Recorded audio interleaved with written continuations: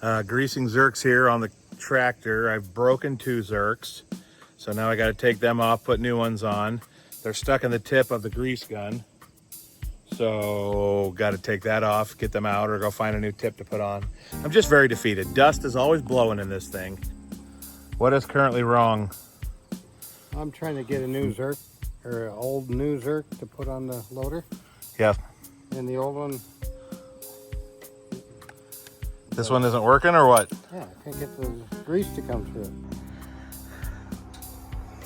All vacuumed out, windows washed, at least as good as they're gonna be, to Seaver Harvest.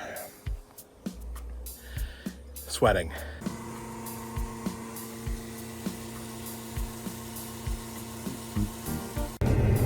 Going real slow right now while we get things calibrated and figured out, but 2025 harvest has begun.